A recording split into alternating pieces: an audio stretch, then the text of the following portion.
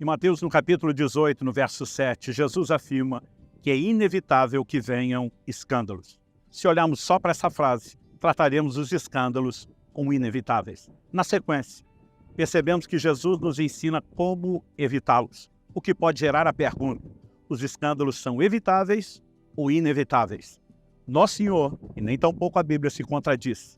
Nos próximos minutos, nós vamos conversar a respeito disso e entender o que exatamente Nosso Senhor comunicava no ensino. Fique comigo.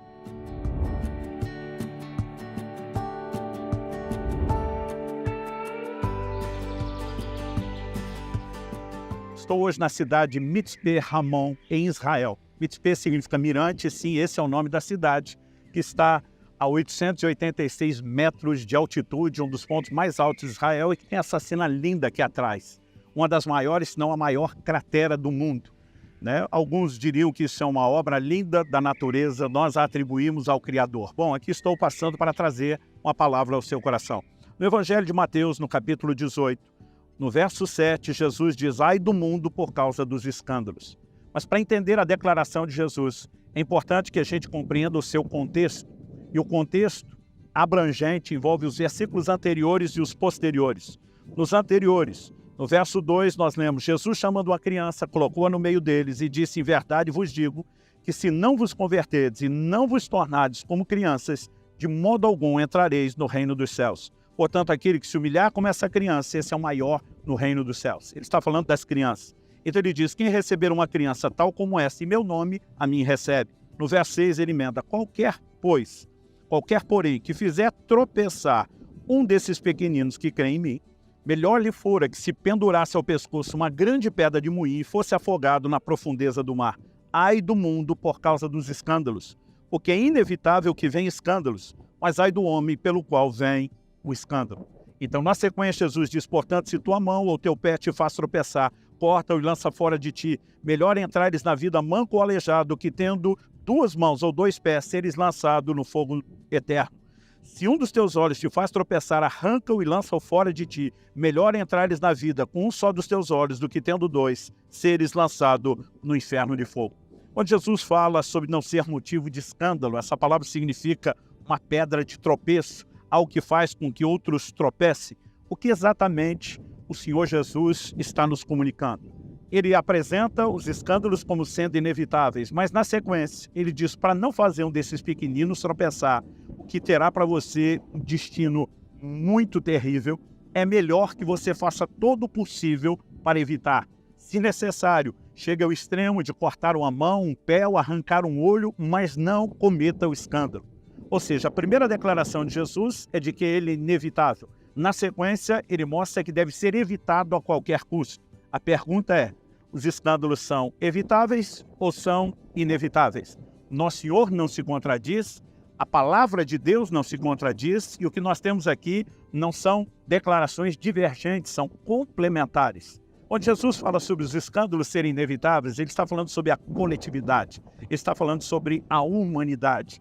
No contexto de uma raça humana caída, dominada pelo pecado, e mesmo no contexto daqueles que foram salvos, redimidos e que estão ainda num processo de santificação, nós vamos encontrar o elemento falível que o ser humano apresenta. Portanto, de uma forma geral, é inevitável que escândalos aconteçam. Quando olhamos para a humanidade, não podemos esperar perfeição de todos.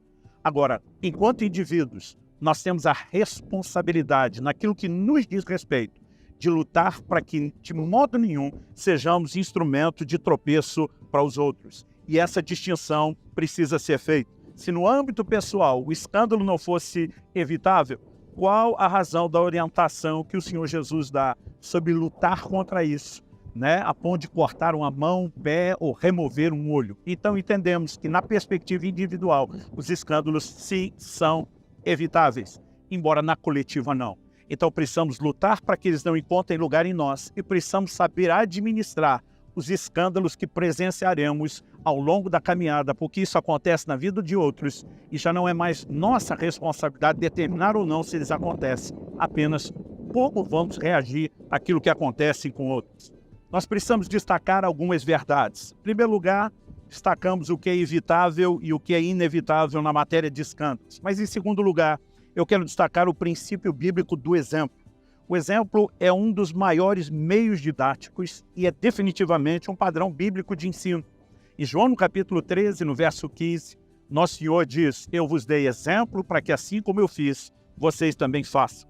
E o exemplo de Cristo, reproduzido pelo comportamento dos seus discípulos, que deveriam seguir sua referência e exemplo, também acaba se tornando um referencial. É por isso que em 1 Coríntios, no capítulo 11, no verso 1, Paulo diz: sede meus imitadores, como eu sou de Cristo. E diante disso, nós temos a responsabilidade, enquanto discípulos de Jesus, de imitá-lo e de, à medida que seguimos de perto essa referência que é nosso Senhor Jesus, sermos referência para outras pessoas.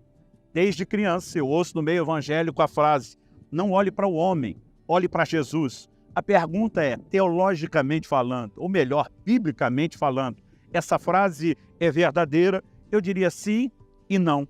Pastor, como sim e não?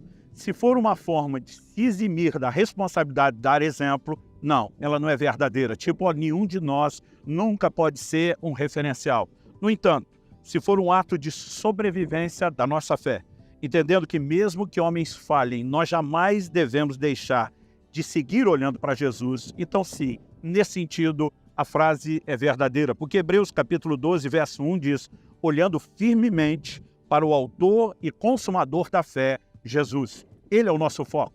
Enquanto aqueles que nos lideram, que servem de exemplo para nós, estão de olho em Jesus, seguindo o seu exemplo, nós, à medida que olhamos para Jesus, olhamos para aqueles que estão no mesmo trilho. Se eles saírem do caminho, nós não os seguiremos, nós seguiremos o autor e o consumador da fé.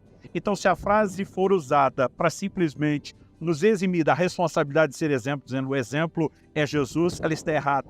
Paulo diz: sejam meus imitadores como eu sou de Cristo. Cada um de nós tem a responsabilidade de imitar Jesus e dessa forma se tornar um padrão e referência para outros. Mas, quando pessoas falham, como diz, a nossa responsabilidade de evitar escândalo é individual. Nós não somos responsáveis pelos outros. Quando outros falham, então sim, temos a responsabilidade de nos conservar de olho em Jesus. A responsabilidade de não escandalizar não se limita somente a líderes, é para todo cristão. Em Romanos, no capítulo 14, no verso 15, o apóstolo Paulo disse: se o seu irmão fica triste por causa do que você come, você já não anda segundo o amor. Não faça perecer, por causa daquilo que você come, aquele por quem Cristo morreu. Alguns estavam divididos pela questão da comida. E Paulo fala de um grupo que se abstinha de certos alimentos, ele os classifica como fracos, débeis na fé. Paulo deixou claro o partido no qual ele estava, naqueles que acreditavam que pode comer de tudo. Mas ele diz: o meu direito não deve ser um pretexto para que eu atropele a fé de ninguém. Nós precisamos ser zelosos com os mais fracos na fé. Isso significa andar em amor. Então, sim, devemos ser exemplo, devemos ser referência e não podemos, nem no terreno daquilo que é a nossa liberdade, deliberadamente servir de pedra de tropeço para ninguém. Dito isso, eu quero, em terceiro e último lugar, trabalhar a questão: como lidar com os escândalos. Se na perspectiva coletiva eles são inevitáveis, nós devemos entender que Jesus estava nos preparando para que a gente pudesse lidar com isso. E eu vejo pessoas se decepcionando profundamente, afastando-se de Jesus por causa do escândalo de outros. E algumas delas até dizendo: eu nunca esperava encontrar isso no nosso meio. Eu digo: se você não esperava, é porque você não prestou atenção no que Jesus falou. Jesus e também depois os apóstolos advertiram sobre falsos mestres, sobre falsos profetas, sobre lobos vestidos com pele de ovelha, e Jesus advertiu que os escândalos viriam. Então nós não podemos nos decepcionar a menos que a gente não esteja esperando aquilo que ele disse que deveríamos esperar. Como devemos lidar com os escândalos? Em 1 Timóteo 5,19, o apóstolo Paulo diz: não aceite denúncia contra presbítero, a não ser exclusivamente sobre o depoimento de 2 ou 3 testemunhas. Ele está orientando Timóteo, que era um supervisor de igrejas que tinha estabelecido outros presbíteros. Ele não está dizendo que um presbítero nunca pode ter denúncia contra ele. Ele diz: tem que ter testemunhas. Isso significa que os líderes eram passíveis de falha e a igreja trabalhou isso desde o início. Nunca foi apresentada uma visão de infalibilidade de nenhum ministro. O único que pode ser visto dessa forma é o Senhor Jesus. Isso não significa que está tudo bem falhar. O mesmo Jesus que diz: é inevitável que venham escândalos, diz: ai do homem pelo qual os escândalos vêm. Jesus não estava fazendo apologia ao suicídio, mas ele diz: é melhor esse homem amarrar uma pedra no pescoço, se lançar nas profundezas do mar, do que servir de escândalo. Nós precisamos entender que isso é sério e que haverá juízo, haverá punição da parte de Deus. Com isso em mente, eu e você precisamos entender que nós precisamos desenvolver uma fé que sobrevive a tudo, inclusive aos escândalos que podemos presenciar. Não nos alegraremos por causa deles, pelo contrário, choraremos por causa deles. Mas nossa relação com Cristo não pode ser afetada por causa de mau exemplo de pessoas, mesmo que sejam líderes cristãos. Quando falamos a respeito de alguns assuntos, nós precisamos olhar o que Jesus tentou nos preparar para enfrentar: difamações. Mateus 5, 11 e 12. Bem-aventurados são vocês, quando por minha causa os insultarem, os perseguirem, mentindo, disserem todo mal contra vocês. Alegrem-se e exultem, porque grande é a sua recompensa nos céus, pois assim perseguiram os que viveram antes de vocês. O Senhor Jesus, além das difamações, nos orientou a ter uma fé que sobrevive a perseguições. Mateus 10, 23. Quando, porém, perseguirem vocês numa cidade, fujam para outra, porque em verdade lhes digo que não terão percorrido as cidades de Israel até que venha o Filho do Homem. Ele também nos preparou para as ameaças de morte. Mateus 10, 22 e 23. Um irmão entregará à morte outro irmão, e o pai entregará o filho. Haverá filhos que se levantarão contra os seus pais e os matarão.